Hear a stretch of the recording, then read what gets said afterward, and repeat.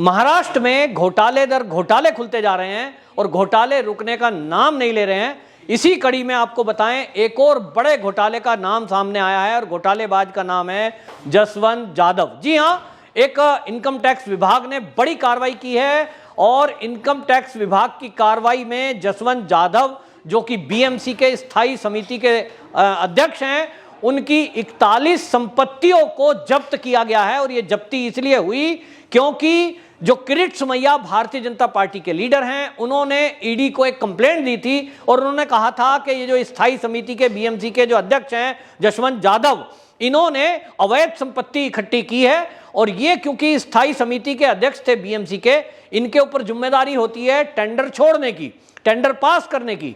तो इन्होंने अपनी सीट पर रहते हुए अनियमितता की है टेंडर देने में। और ये टेंडर ज्यादातर दिए गए कोविड टाइम में, जब शुरू में कोविड चला था उस समय कुछ कंपनियों को बीएमसी के अंडर हॉस्पिटल जो थे उनके रखरखाव के लिए जिम्मेदारी दी थी और उसके लिए टेंडर छोड़ना था। आनन फानन में टेंडर दिए गए और टेंडरों में देने में भारी घपले घोटाले हुए। जो प्रोसेस है उसको फॉलो नहीं किया गया और उसी के चलते करोड़ों रुपए इनके खातों में आए, इनके रिश्तेदारों के खाते में आए और उसी की डिटेल ईडी को किरीट सोमैया जी ने दी, जिसके बाद ईडी ने कार्रवाई की और जब जांच की तो पाया वाकई में कि ये जो ट्रांजैक्शन आई है करोड़ों रुपए की, ये इनके खातों में, रिश्तेदारों के खाते में आई है। रिश्तेदारों ने प्रॉपर्टियां खरीदी हैं, इनसे बाकायदा ईडी ने पूछताछ की, इन्होंने कोई जवाब नहीं दिया। उसके बाद ईडी ने इनके घर पे छापा मारा और जब छापा मारा तो उस छापे में एक डायरी बरामद हुई और उस डायरी में एक जगह एंट्री थी जिसपे नाम लिखा था मातोश्री। मातोश्री के नाम पर 2 करोड़ रुपए के गिफ्ट लिखे थे और एक जगह लिखा था मातोश्री 50 लाख रुपए की घड़ी। इनसे जब ईडी ने पूछा कि ये मातोश्री, क्योंकि सब जानते हैं महाराष्ट्र के लोग मातोश्री का मतलब क्या है। मातोश्री का मतलब उद्धव ठाकरे जी का निवास, उस बिल्डिंग का नाम है मातोश्री। मातोश्री मां के नाम पर रखा गया है। इनसे पूछा ईडी ने कि आप ये बताइए कि आपकी डायरी में ये जो मातोश्री है, इसका मतलब आपने 2 करोड़ रुपए का गिफ्ट और एक 50 लाख रुपए की घड़ी, ये उद्धव ठाकरे परिवार में तो किसी को नहीं दी। इन्होंने कहा नहीं साहब, ये जो एंट्री मातोश्री के नाम से, इसका मतलब मातोश्री उद्धव जी का घर नहीं है, इसका मतलब तो मेरी मां है। मैंने अपनी मां के जन्मदिन पर एक बार घड़ियां बांटी थी 50 लाख रुपए की। एक जन्मदिन पर मैंने अपनी माता जी के गिफ्ट बांटा था। इसको लेकर ईडी ने इनसे कहा कि आप हमें डिटेल दीजिए, किस दुकान से आप घड़ी लाए, किस दुकान से आपने गिफ्ट खरीदे। 2 करोड़ रुपए की परचेजिंग है भाई, इसका हिसाब तो रखा ही होगा।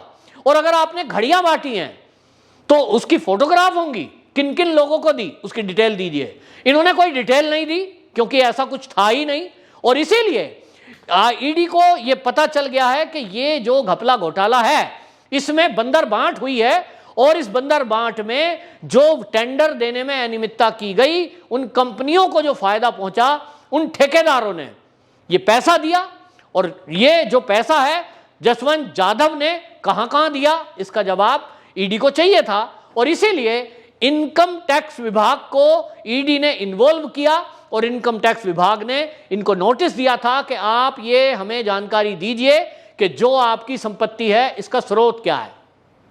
और क्योंकि एक कानून है केंद्र का कि यदि कोई अपनी आय का स्रोत ठीक से नहीं बता पाता, जो उसके पास प्रॉपर्टी है, तो इनकम टैक्स विभाग को अब नए कानून के तहत, जो कि मोदी सरकार आने के बाद बदलाव किए गए कानून में, उसके तहत उनको अधिकार है कि वो ऐसे व्यक्ति की संपत्ति जब्त कर लें जो उस आय का विवरण ना दे सके। दूसरा, अगर इसमें भारी घोटाला हुआ है तो उसको जेल भी हो सकती है। यानी अब अगले कुछ दिनों में आप देखेंगे कि जसवंत जाधव, इसकी मुश्किलें बढ़ सकती हैं। और इतना नहीं, इनकी पत्नी, इनके 2 बेटों के नाम भी और रिश्तेदारों के नाम भी प्रॉपर्टियां हैं, वो भी करोड़ों में। किरीट सोमैया ने एक डाटा सार्वजनिक किया है और इनकी डिटेल बैंक की सार्वजनिक की है कि किस तरह से इनको और इनके जो रिश्तेदार हैं उनके खाते में ट्रांजैक्शन हुई है कुछ ऐसे ठेकेदारों की कंपनियों के जरिए, जिसकी कंप्लेंट उन्होंने ईडी और इनकम टैक्स को की थी।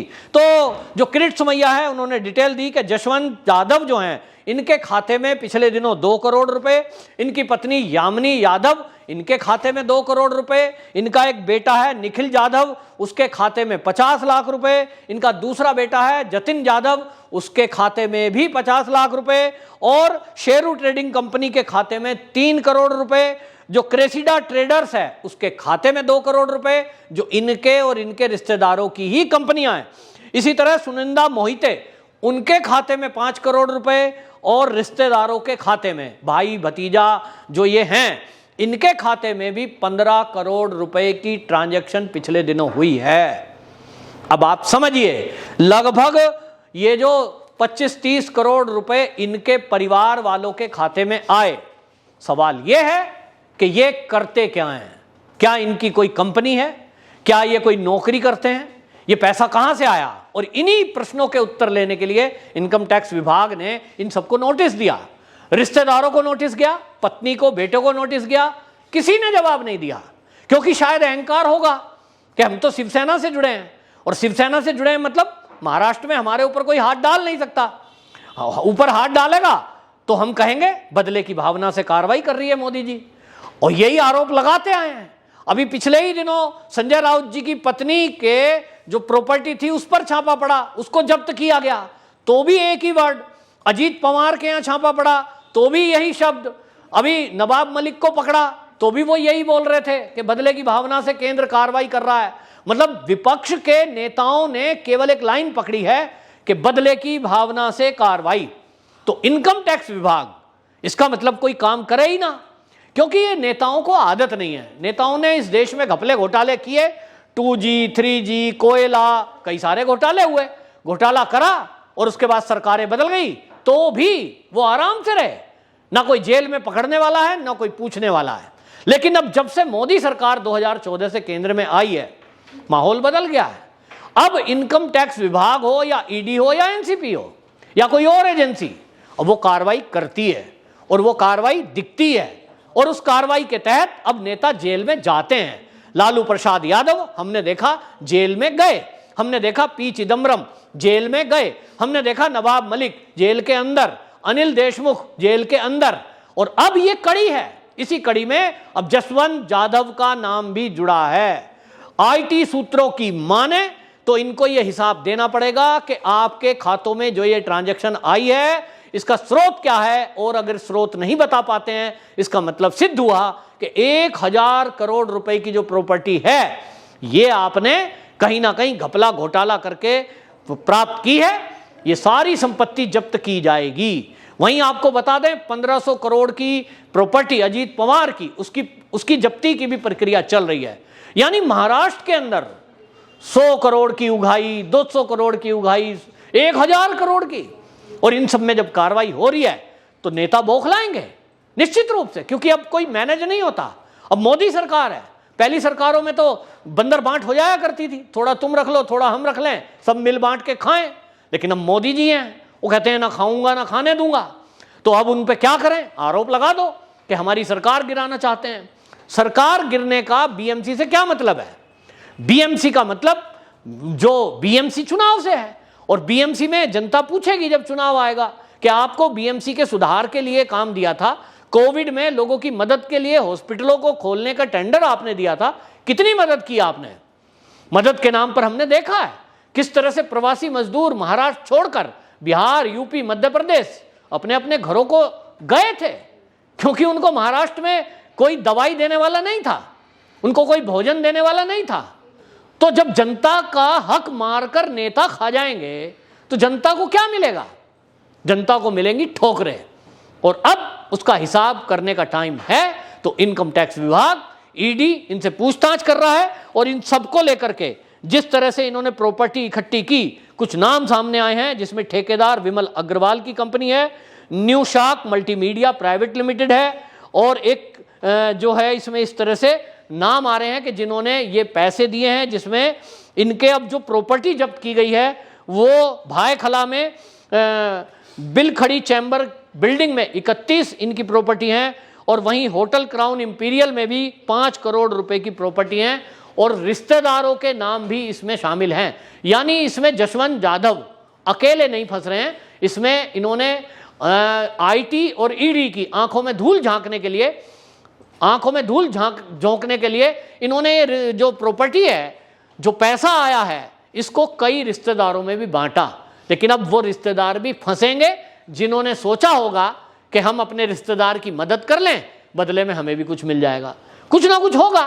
तो इस कारण से ये बड़ी कार्रवाई हुई है। और अब निश्चित रूप से अगले कुछ दिनों में आपको दिखाई देगा कि तार अब जुड़ते मातोश्री शब्द से जुड़ रहे हैं। अब ये बताना पड़ेगा जसवंत यादव जी को कि ये जो मातोश्री है ये आपकी माता जी के लिए था या ये किसी और के लिए था।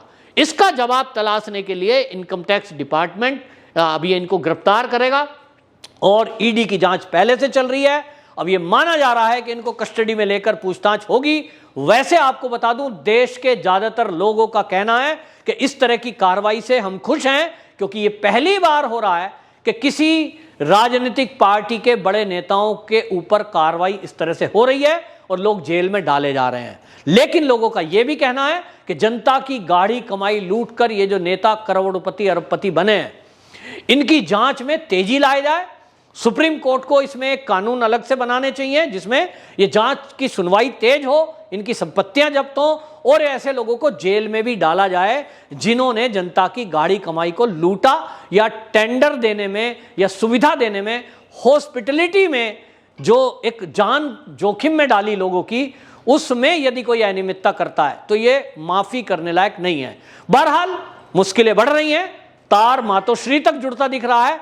अब देखना होगा कि जो जसवंत यादव हैं, ये कौन कौन से राज अपने सीने में दफन हैं जिनको ये उगलेंगे और कौन कौन नेताओं के नाम इनकी जुबान पे निकलेंगे। वंदे मातरम।